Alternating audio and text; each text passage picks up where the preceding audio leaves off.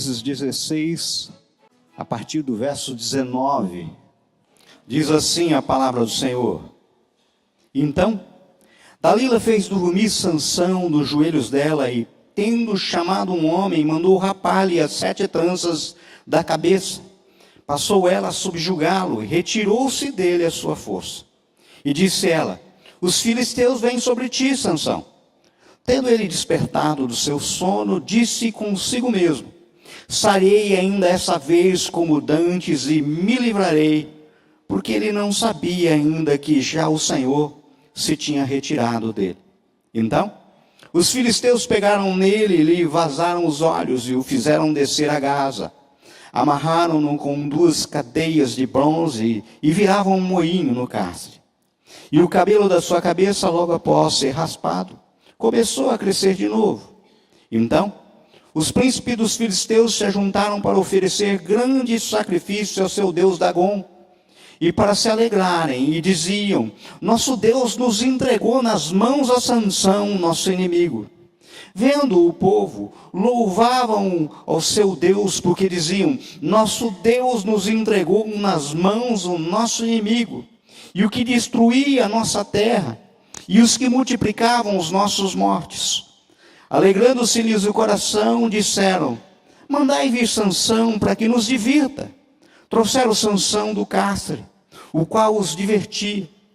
Quando o fizeram estar em pé entre as colunas, disse Sansão ao moço que o tinha pela mão: Deixe-me para que apalpe as colunas em que se sustém a casa, para que me encoste a elas. Ora, a casa estava cheia de homens e mulheres, e também ali estavam todos os príncipes dos filisteus, e sobre o teto havia uns 3.000 homens e mulheres, que olhavam enquanto Sansão os divertia.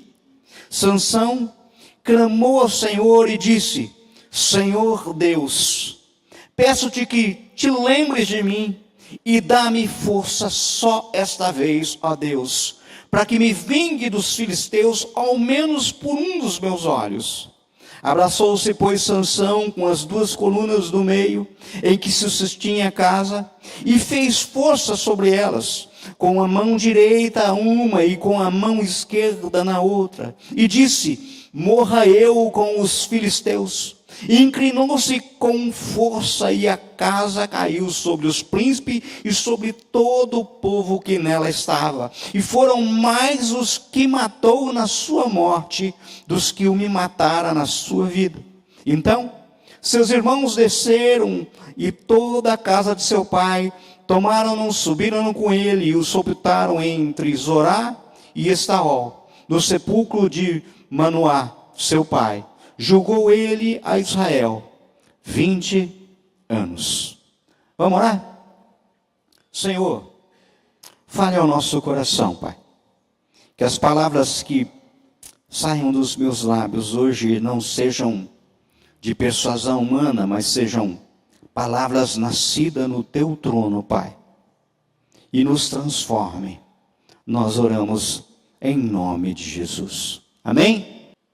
Na última quarta-feira, da noite da bênção, eu lembrei-me daquilo que apontei a última vez que eu preguei aqui, quando nós meditamos sobre o Salmo 73, eu disse uma frase. Eu falei que quem assistiu a cena somente até o caixão, definitivamente não assistiu ao filme todo. E eu lembrei na quarta-feira do fascínio que nós temos por super-heróis. Eu, pelo menos, sempre fui fascinado por super-heróis. No caso, o que mais me fascinava é que eles, além de seus poderes, possuíam a característica maravilhosa que parece que eles não morriam, eram imortais. Nada os subjugava completamente. Aconteça o que aconteça, no final, eles sempre vencem.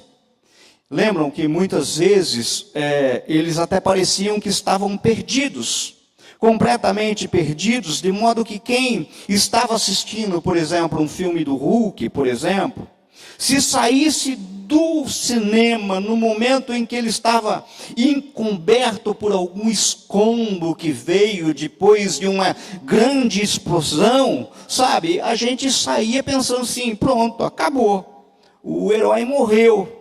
Mas quantos aqui já não viram ele surgindo em cena completamente livre de qualquer infortúnio? Ressurgindo muitas vezes ileso, talvez assim, no máximo um pouco sujo de pó. Do mesmo modo, se saíssemos do cinema, no momento em que o super-homem estava amarrado com um colar de criptonita, também sairíamos com a mesma ideia. Mas entra ano e sai ano e esses heróis permanecem. Sabe, nada os destrói. Quem aqui não gostaria de ser como um desses super-heróis? Com esses poderes maravilhosos e, além de tudo, assim, ser praticamente indestrutível, imortal. Eu confesso que eu já sonhei com isso, principalmente quando sobrevêm algumas circunstâncias. São gente que olhamos, que nos levam a pensar.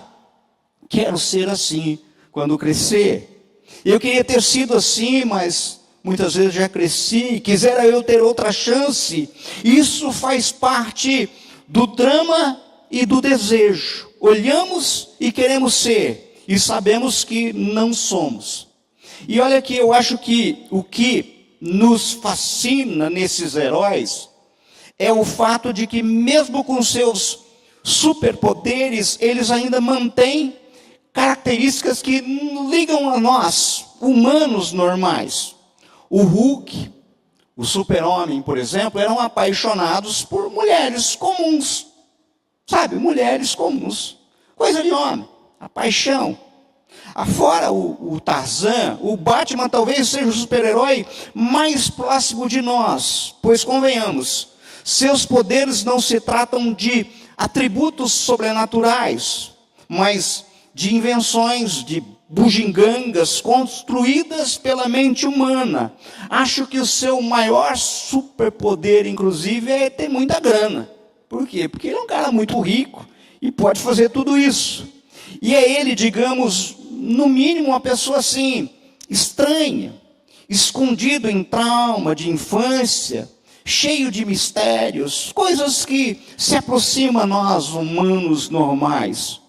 Quando eu era adolescente, o super-herói que eu mais gostava era o Homem-Aranha.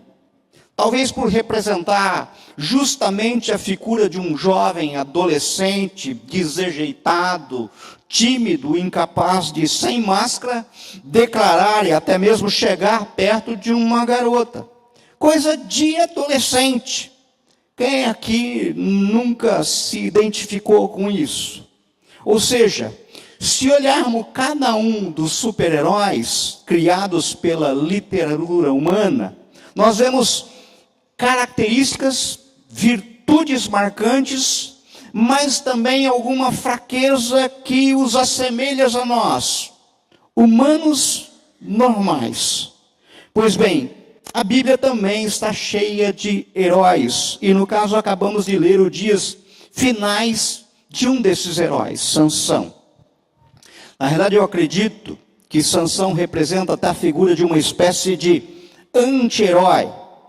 O anti-herói, ele é um personagem que, embora assim, protagonista, ele possui características comportamentais típicos quase que de um vilão. Muitas vezes as suas motivações são assim, complexas e questionáveis até sobre o ponto de vista moral. Ora, todos os heróis da Bíblia, à exceção do Senhor Jesus, é claro, trazem sim características extraordinárias, mas traços humanos que os faziam limitados. A Bíblia não esconde nenhum deles, nenhum dos seus defeitos, nenhum dos seus pecados. Abraão, mentiroso. Moisés, um homicida. Davi, homicida. adúltero. Salomão, polígamo, idólatra.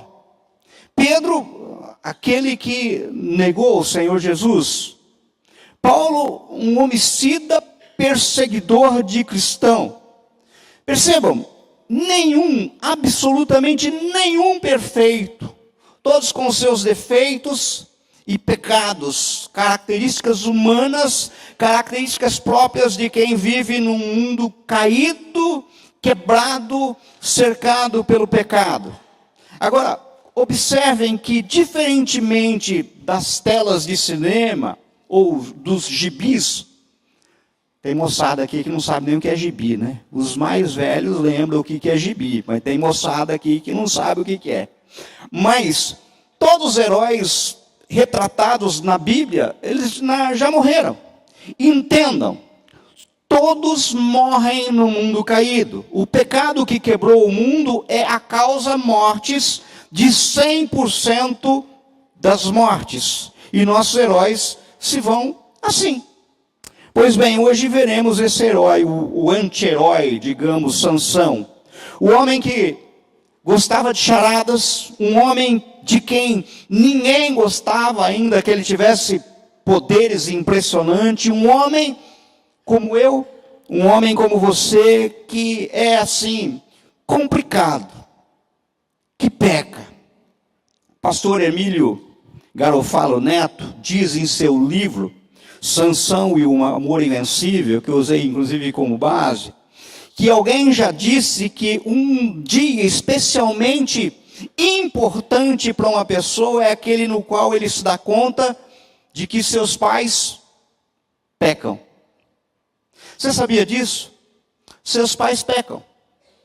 Sua esposa peca. Seu esposo peca. Seus filhos pecam. Seu pastor peca. Entendam, queridos, o único sem erros ou pecados é Cristo Jesus, os santos da igreja, os santos mártires. Se não sabemos os seus erros, não temos a história completa, pois todos os nossos heróis são falhos. Mesmo os maiores entre nós, acredite, são pequenos, mas pequenos demais diante de Cristo. Na realidade, você está muito mais perto de Sansão do que de Cristo. Muito mais perto. Mas o que Sansão tem a nos mostrar? Nos ensinar? O que podemos aprender com esse personagem tão assim controvertido? É isso que nós vamos ver. O que podemos constatar? Em primeiro lugar, o texto nos mostra que a desobediência, o pecado nos traz vergonha. Olha o que está no verso 23 a 25. Então, os príncipes dos filisteus se ajuntaram para oferecer grande sacrifício a seu deus Dagom, e para se alegrarem, diziam, nosso Deus nos entregou na mão de Sansão, nosso inimigo. Vendo o povo, louvavam o seu Deus, porque diziam, nosso Deus nos entregou nas mãos o nosso inimigo, e o que destruiu a nossa terra, e que multiplicava os nossos mortos. Alegraram-se o coração e disseram, mandai vir Sansão para que nos divirta. Trouxeram Sansão do cárcere, o qual os divertia. Queridos, o que está por trás desse contexto é bom a gente entender. O livro de Juízes narra a história do povo de Israel entre a morte de Josué e o início da monarquia. Esse período, conhecido como período dos juízes, aponta vários juízes, mas detalha claramente alguns deles. Detalha a vida de Débora, Gideão, Jefté e Sansão, que lideraram Israel em diferentes momentos. O período dos juízes também é marcado por momentos de grande desespero da nação, de imoralidade, como o povo muitas vezes caindo em idolatria e desobediência. No livro todo de Juízes, nós vemos um ciclo de pecado, opressão e arrependimento. É assim, o livro nos mostra um povo que desobedece, peca, lhe sobrevêm as consequências da desobediência, desse pecado, daí ele se arrepende, clama, Deus ouve o seu clamor, levanta um juiz, restaura a nação. Mas passado um tempinho, lá está o povo outra vez na mesma situação. Peca, desobedece, clama a Deus, Deus ouve, levanta um novo juiz e restaura a nação, sabe? Até a nova queda. Se nós atentarmos bem, inclusive, ao livro, observaremos que no início, parece até que o povo se arrependia mais fácil. Mas à medida em que avançamos no livro, vemos que o povo vai ficando assim cada vez mais lento em se arrepender. O povo vai ficando, digamos assim, cascudo, sabe? Com a característica de ter a mente como se fosse cauterizada. É um período em que Israel está em constante conflito e até sendo dominado pelos filisteus. Mas de início nós até vemos muitos lutando. Basta nós olharmos aquilo que aconteceu com Gideão. Lembram da história? Gideão ergueu um grande exército, até chegou a um ponto em que Deus falou assim, vamos limitar a 300, porque tem muita gente. Está lá no capítulo 7, sabe? Mas quando nós chegamos no Sansão, nós percebemos que o povo já não luta mais. Simplesmente o povo estava submetido. Ele assimilava a cultura, o costume. O povo estava cercado com o pecado e acostumado com o pecado.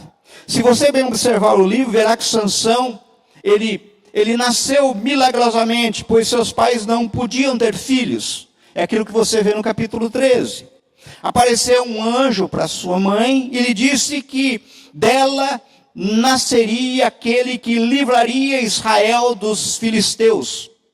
Parece guardadas as proporções com a história de uma certa mulher que também é visitada por um anjo e dizem, olha, de ti virá o libertador, sabe?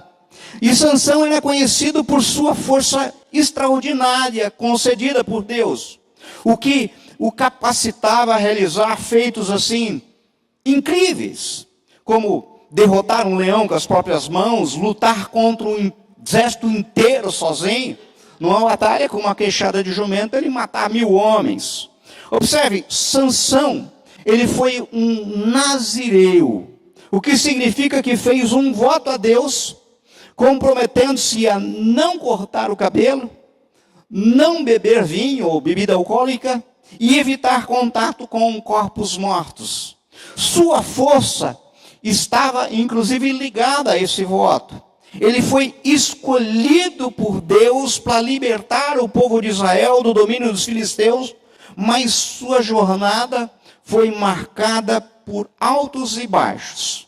Sabe, alguém que poderia falar assim, não é lá um exemplo.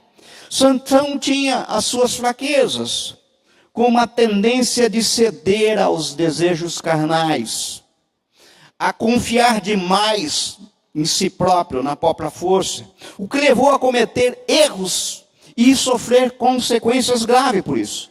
Sansão foi talvez o juiz mais complicado que você encontra no livro.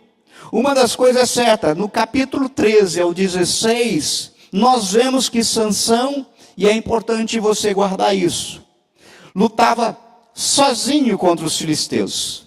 Se você buscar na tua Bíblia depois com o tempo, você vai ver que no capítulo 15, tem uma cena em que os próprios israelitas, o próprio povo, entrega ele na mão dos filisteus. Tipo assim, você está aprontando demais, amarraram ele e entregaram ele de presente.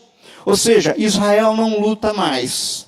Até parece que ele estava feliz em ser escravo.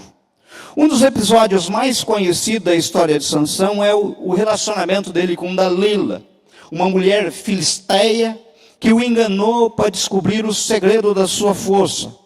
Perceba que Sansão, mais uma vez, ele desobedece ao Senhor para se relacionar com Dalila, porque havia uma ordem expressa do Senhor para ele não ter relação com estrangeiros.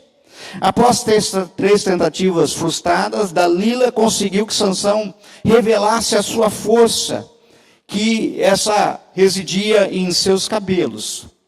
Na realidade, eu acho que Dalila não enganou Sansão, mas sim Sansão foi vencido por sua presunção. Porque convenhamos, sabe, aquela conversinha mole assim, diga qual que é o segredo da tua força, sabe? E ele foi inventando, até ela falou aquela palavra mágica, que sempre funciona nos lábios das mulheres.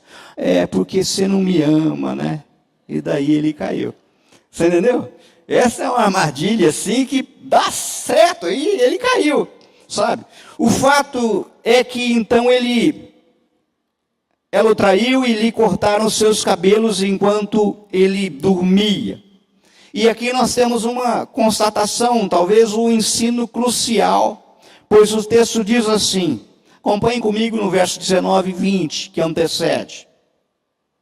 Então, Dalila fez dormir Sansão nos joelhos dela e, tendo chamado um homem, mandou rapar-lhe as 7 tranças da cabeça, passou ela a subjugá-lo e retirou-se dele a sua força. E disse ela, os filisteus vêm sobre ti, Sansão.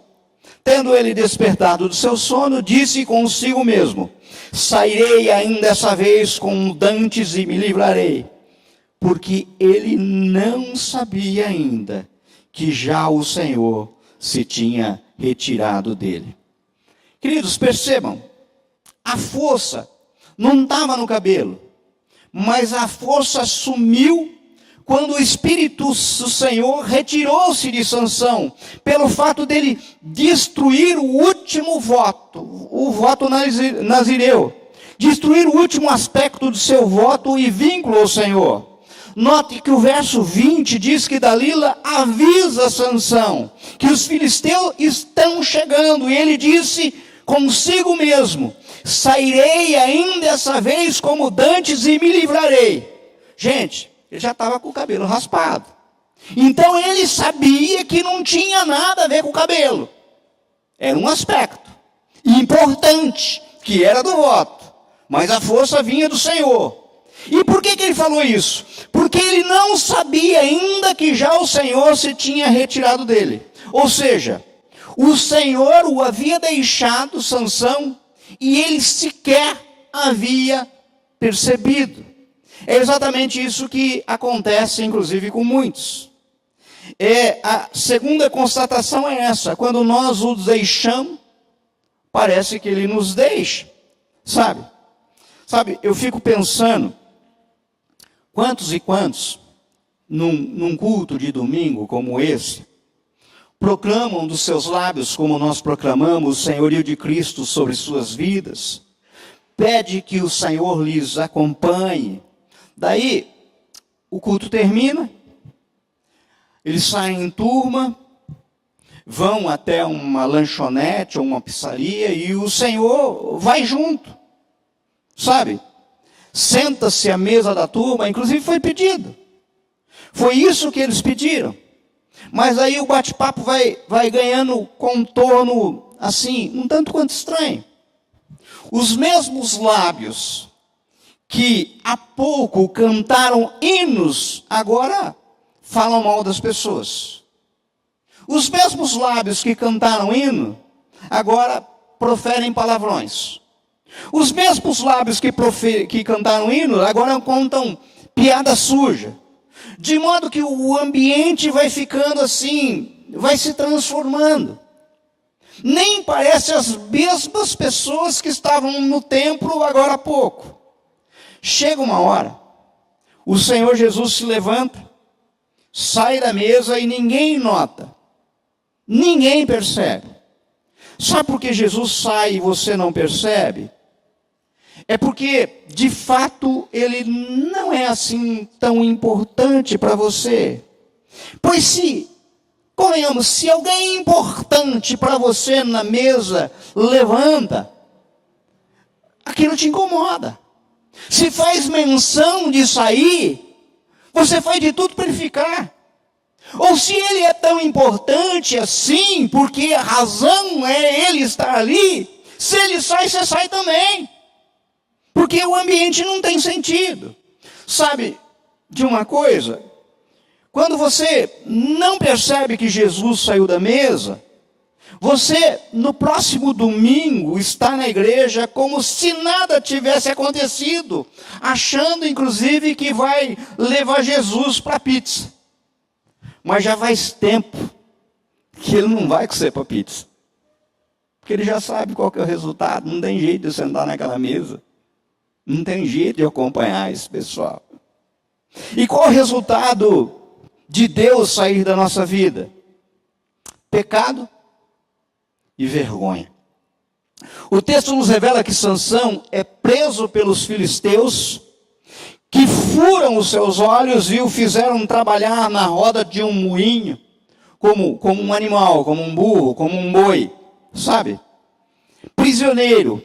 E como se não bastasse isso, os filisteus comemoravam a sua vitória em festa de sacrifício, uma espécie de culto de ação de graça. Mas não é um culto de ação de graça ao Senhor, é ao Deus Dagom deles. E para completar a humilhação, mandam trazer Sansão para se divertirem com ele. Ou seja, se divertirem às custas dele. O herói derrotado, aquele que deveria ser o salvador de Israel, agora preso e humilhado. O texto não diz, mas eu fico imaginando Sansão cego, maniteado, e as pessoas empurrando ele, dizendo assim: fala aí quem te empurrou, dando tapa na cabeça, diz aí quem é que foi que te bateu. Percebam que existe aqui um paralelo entre Sansão e o próprio povo de Deus. Sansão parece com o próprio Israel, com o fato de que viveu ciclos repetidos de pecar, ser liberto por Deus, voltar a pecar, ser novamente liberto por Deus. A vida parece assim uma gangorra. Um dia jura amor ao Senhor, o outro está embaixo na gangorra, em desobediência e em pecado. Notem que se olharmos a vida de Sansão, nos parece um cara, inclusive tolo, ingrato para com Deus. Vive de enrascada em enrascada até que deu no que deu. Nós lemos o texto, aquilo que aconteceu. Quando a gente lê sobre esse culto, a Dagom, não nos parece estranho a gente lê isso. Não te incomoda?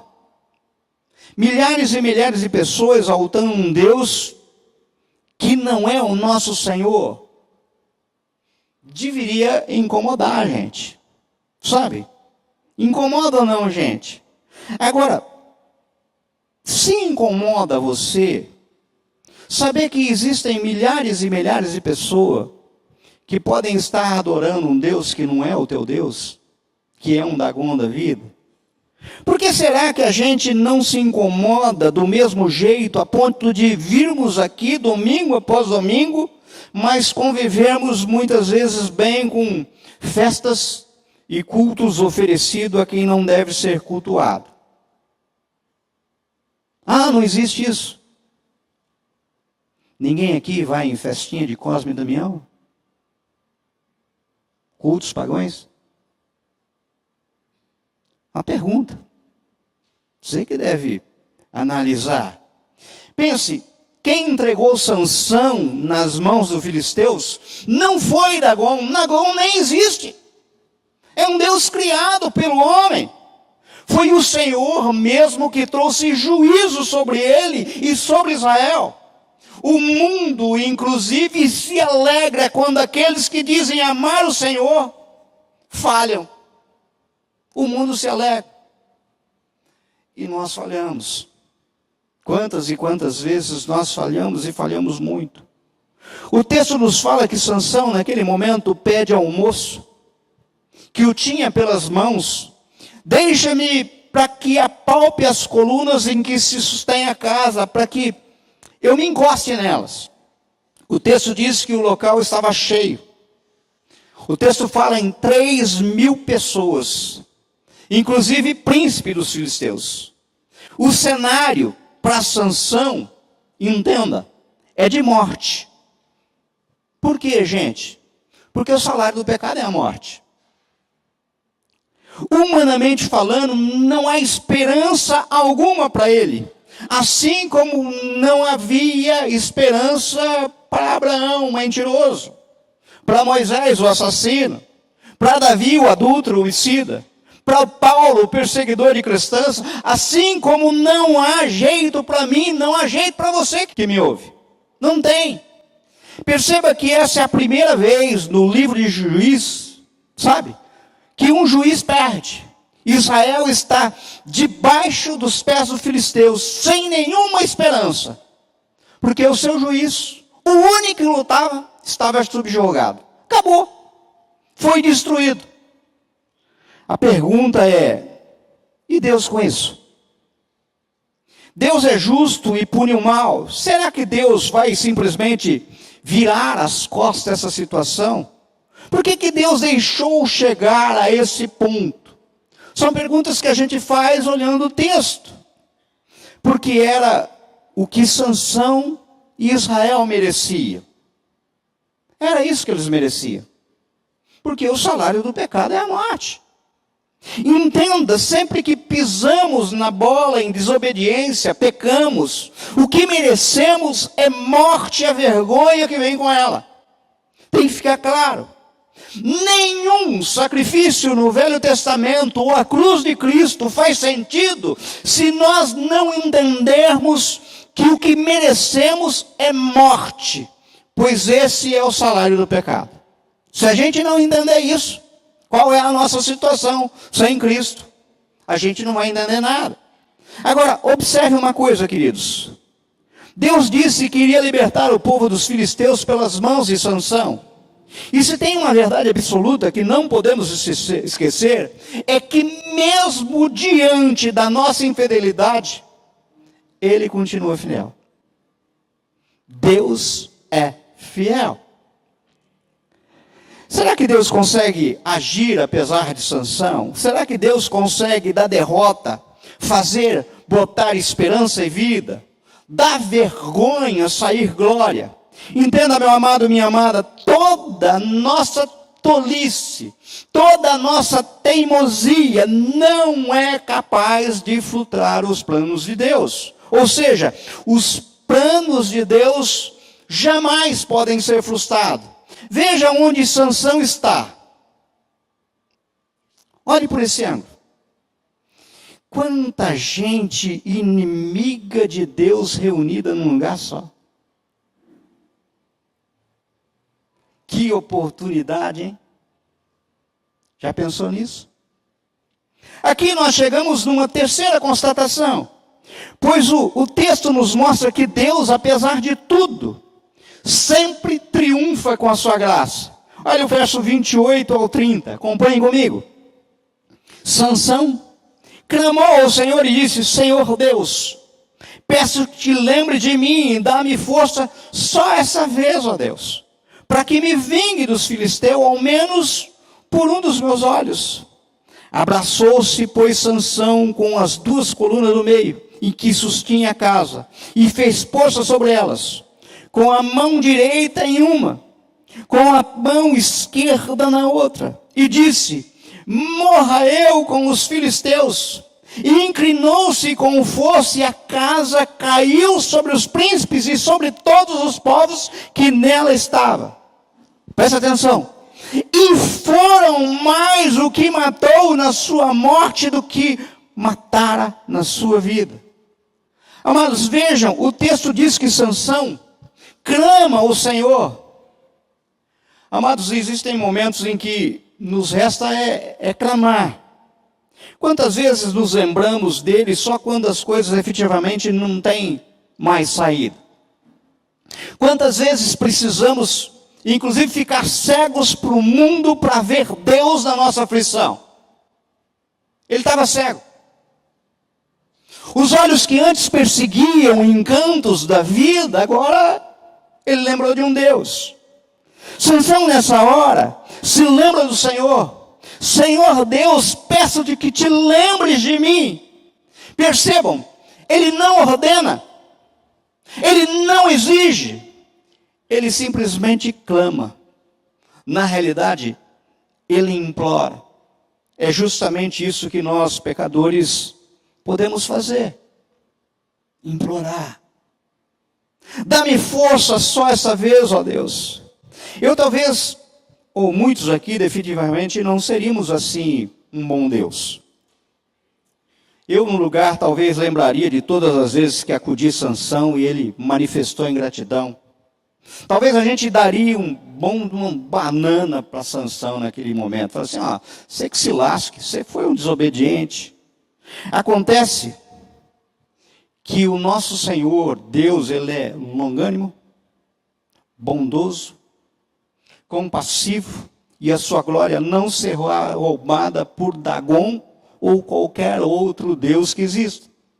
Tim Keller fala que no final das contas, a disputa é sempre entre o Senhor, Deus verdadeiro e único, e os falsos deuses que nós criamos. O cerne não está na luta entre Sansão e Filisteu.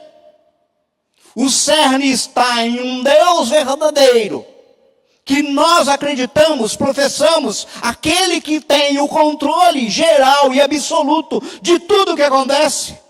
E os deuses que nós inventamos, que a humanidade cansou de inventar, que existem e povoam muitos e muitos cultos por aí. Agora deixa eu lembrar de algo para que não passe despercebido. Lá no verso 22, resta apontado o seguinte: e o cabelo da sua cabeça, logo após ser raspado, começou a crescer de novo. Pense comigo, gente. Não era para esperar que os filisteus cuidassem para que o cabelo de Sansão não crescesse mais? Acreditando que, sabe? Mas por que eles não ligavam para isso? A razão para eles era clara na visão, inclusive, de Tim Keller. É que os falsos deuses não são como o Senhor. Pois quem rompe com um Deus falso recebe a vingança desse próprio Deus. Ou seja, na cabeça deles, depois de tudo que Sansão aprontou, não havia mais nenhuma chance, absolutamente nenhuma chance de reconciliação com o seu Deus. Os falsos deuses do paganismo dizem: errou comigo, errou para sempre. Você já imaginou se o nosso Deus fosse assim? Pisou na bola comigo, você já imaginou? E eu estava lascado, sabe? Os filisteus achavam que o Senhor era igual a Dagon. Eles não sabiam o que é a graça do Senhor. Nosso Deus é um Deus bondoso, e mesmo quando falhamos com Ele, a sua glória jamais é roubada. Pense comigo, quantas vezes nós também agimos como os filisteus, pensamos como os filisteus, simplesmente não entendemos a graça de Deus, erramos tanto, que achamos que para nós não tem mais jeito, Deus jamais vai me perdoar. Eu já vi gente que pensa assim: Deus jamais vai me perdoar. Não conhece Deus, não sabe quem é Deus. Sansão, com todos os seus erros e pecados, ainda é o único que entende que pode contar com a graça do Senhor e que o filisteu é inimigo. E como vimos, Deus restaura a sua força. Deus é assim com Sansão, e eu tenho uma boa notícia para você. Ele é assim com a gente também. Ele é desse jeito com a gente. Note, Israel havia desistido de lutar. O próprio povo de Deus entregou o seu herói ao inimigo para que fosse morto. Não parece, inclusive, com outra história que conhecemos? O próprio povo entregar o seu herói para ser destruído. Parece, né? Percebam que a força de Sansão foi restabelecida por Deus, não mais para que ele se livrasse das suas encrencas corriqueiras, para que ele mais uma vez abusasse da sua presunção. Não. Agora a sua força é restabelecida para que a glória do Senhor fosse manifesta e sua honra fosse restabelecida diante de todos em face da sua promessa. Porque Deus é fiel. Vejam, a cena. Sansão, com os braços abertos, agarra as duas colunas e diz: morra eu com os filisteus. E a casa literalmente caiu. A vitória custou a sua vida. Ele morreu. Isso me ensina que para salvar o povo do Senhor, só mesmo morte do Salvador com os braços erguidos. Sansão segurou as colunas com os braços abertos, guiados na ocasião por um osso. Mas o meu Salvador, o teu Salvador, tinha os braços abertos, presos por cravos numa cruz. Guardadas as devidas proporções, nessa cena da coluna e da cruz, temos a salvação, libertação do povo de Deus, e ao mesmo tempo temos morte dos inimigos de Deus. Queridos, entendam, pela morte na cruz, muitos foram salvos, muitos foram libertos. Eu me aproprio disso, e você está aqui por causa disso. Mas ao mesmo tempo, muitos morrem eternamente, se não entendem isso. O texto que lemos diz que Sansão, na sua morte, faz mais do que fizera em toda a sua vida. Verso 30. E foram mais os que matou na sua morte do que os que mataram na sua vida. No caso, se folhearmos a Sagrada Escritura, veremos o nome de Sansão lançando lá numa lista de seletos heróis da fé. Hebreus capítulo 11, verso 32, você encontra o nome de Sansão lá. Percebam, Sansão morre com os braços abertos, e com a sua morte ele faz mais do que fez em vida. De quem nós estamos falando mesmo? Parece com outra história, né? Não parece com outra história que você conhece? É lógico que eu não estou comparando a morte de Sansão com a morte sacrificial de Jesus, pois convenhamos, nós sabemos e não podemos esquecer que Sansão chegou onde chegou pelo seu pecado. Já Jesus foi onde foi pelos nossos pecados, pois pecado algum ele tinha.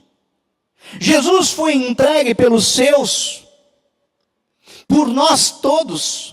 Morreu com os braços abertos, pendurado no madeiro, mas com a sua morte ele fez muito mais do que podíamos imaginar, do que nós merecíamos. E de seus lábios saiu um pedido que soou como um decreto: Pai, perdoa-os, eles não sabem o que fazem. Ele morreu em nosso lugar e com sua morte nos salvou, nos libertou do inimigo. Sabe, eu vou concluir. Lembram que de início eu disse que, diferentemente das telas de cinema ou dos gibis, moçada nova, gibis era livrinho, coloridinho, sabe? Que os personagens falavam dentro de balãozinho, tá bom? É importante excluir, né, Paulo? O pessoal não sabe o que é isso, tá? Lembra que de início eu disse que, diferentemente da tela de cinema e dos gibis, todos os heróis retratados na Bíblia morreram? Sim, como falei, todos morreram no mundo caído. Eu vou morrer, você vai morrer. O pecado que quebrou o mundo é a causa mortes. De 100% das mortes, e nossos heróis se vão assim. Mas tem uma coisa, eu não posso ser como o super-homem. Inclusive, eu fico pensando, eu acho que eu não tenho nem porte de super-homem, não dá, sabe? Eu acho que capa não ia ficar bem. Acho que quem daria para super-homem aqui? Tem que ser um cara da altura do Paulo, da altura do Edson, assim, não dá. Eu e o Dorieto não dá, né? Super-homem não dá. Não ia ficar bem. E eu acho que a capa não ia pegar bem para mim. E tampouco eu seria um bom Homem-Aranha, porque acho que eu já passei da idade também. O Homem-Aranha é adolescente, mas eu posso sim sonhar com imortalidade através de uma coisa chamada vida eterna. Você está louco? O que é isso que você está dizendo? Bem, um certo dia, o Senhor Jesus recebeu a notícia vinda de Marta e Maria, de que seu amigo Lázaro estava doente.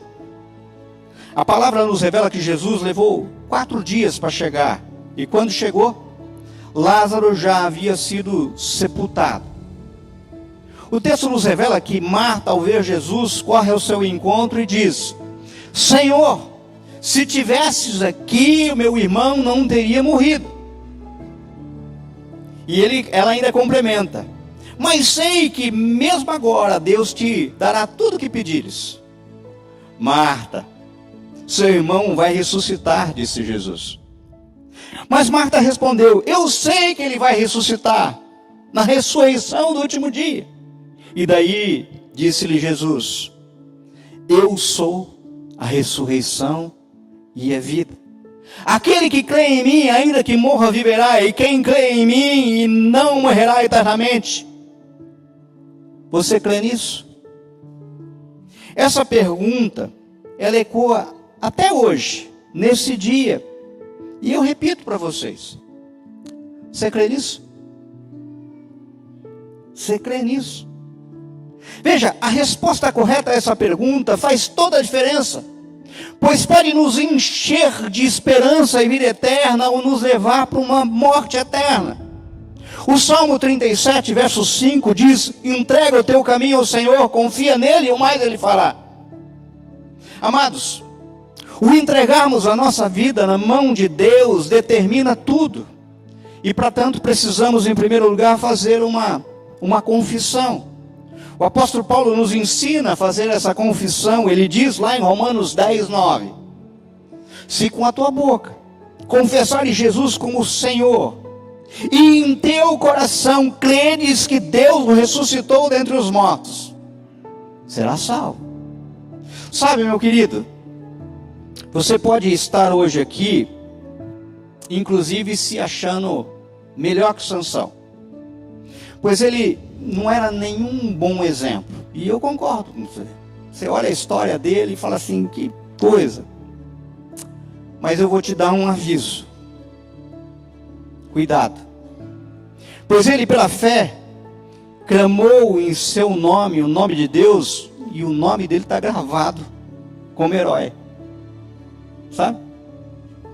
Agora, por outro lado, você pode estar aqui pensando: será que Deus ouve a oração desse tipo de gente, como eu, que não merece? Eu te digo, é lógico que ouve, porque só existe esse tipo de gente, gente que não merece. É só esse tipo de gente, tirando Jesus, qual o outro que merece? É lógico que ele ouve, mas o que pode tornar imortal pela ressurreição, lembra-se: Senhor, lembra-te de mim quando entrarem no teu reino. Hoje mesmo estarás comigo no paraíso. Lembra disso? Merecedor? Não. Assim como eu, como você. Queridos, apesar da queda, Sansão em seu momento finais demonstra uma grande demonstração de força e fé. Ele clama a Deus por força mais uma vez, e com um último esforço destrói o templo dos filisteus, matando a si mesmo e seus inimigos. A história de Sansão serve como um exemplo de como um homem, muitas vezes até com grande potencial, pode ser consumido por suas fraquezas, seus erros. E se tiver algum herói na Bíblia que não tem defeito apontado, eu fico olhando assim. Eu me lembro do José, por exemplo. Tirando a presunção dele quando ele era novinho, eu não vejo assim nada apontando. Eu acho que Deus poupou ele de apontar, mas que deve ter puro, tem.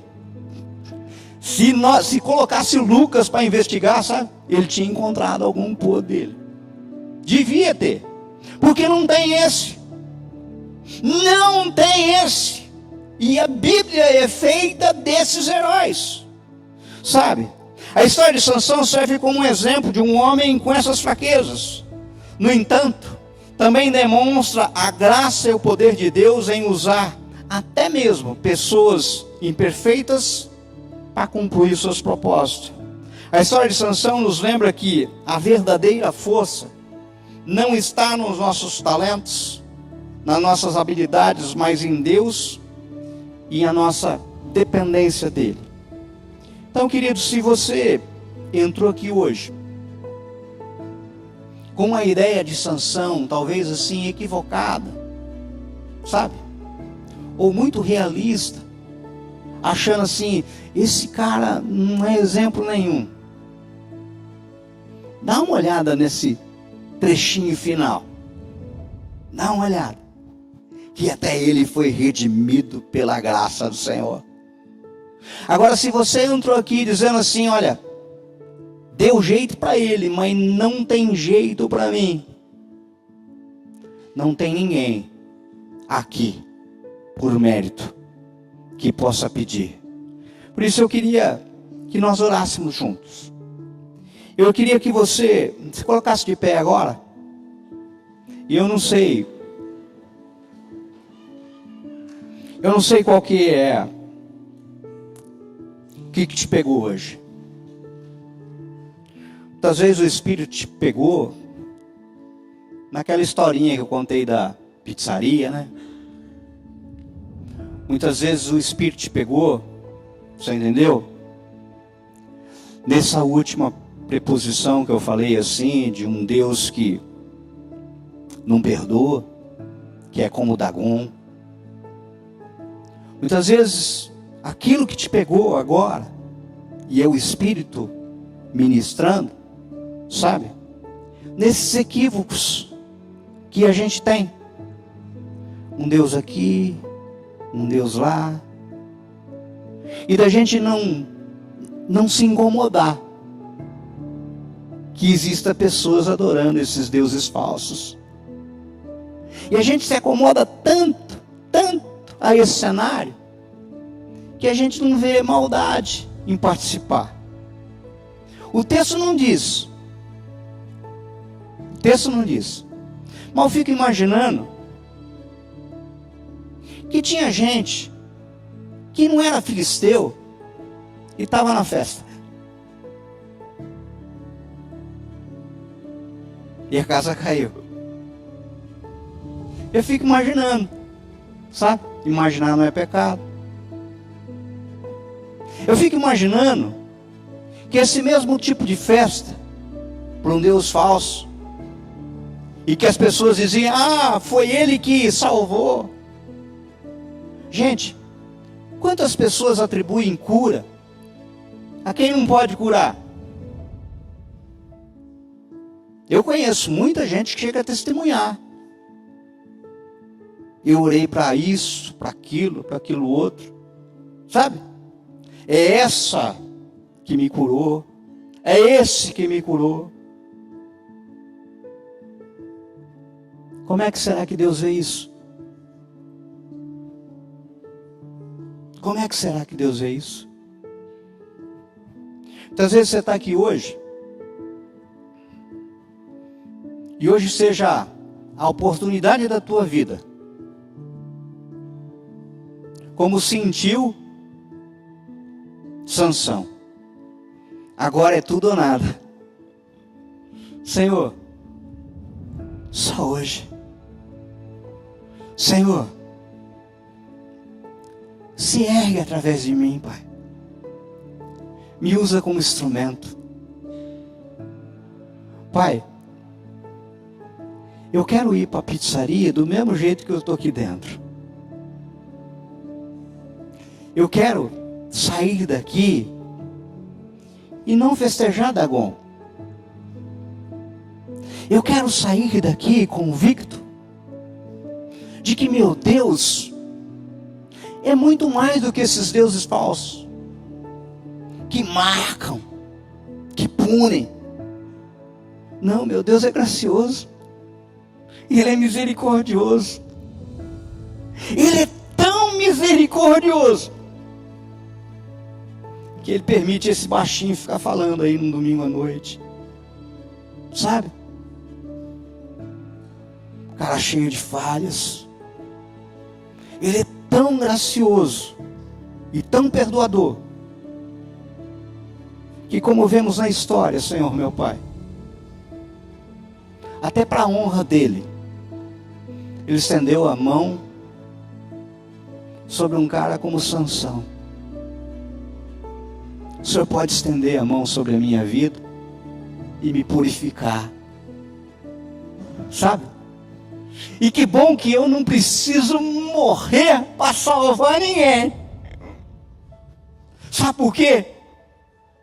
Porque com os braços abertos, pendurado no madeiro, aquela morte serviu para mim. Aquela morte serviu para nós. Pai, e aquele que morreu nos prometeu, e nós sabemos isso, porque ele ressuscitou e vivo está. E com isso, Pai querido, Pai amado, aquilo que a gente só via em gibi, aquilo que a gente via, Senhor meu Pai, como só heróis mortos, Senhor, um dia eu vou poder estar cara a cara com esses heróis e bater um papo. Senhor, pode parecer demais o que eu estou falando, mas Senhor, eu fico imaginando a oportunidade de conhecer Paulo, de conversar com Sansão, e Sansão lá, se lá está, não tem olhos vazados, mas corpo glorificado, sabe? E é assim, Senhor meu Pai, que é o nosso Deus. Ele não é Dagon. Ele não é Dagon.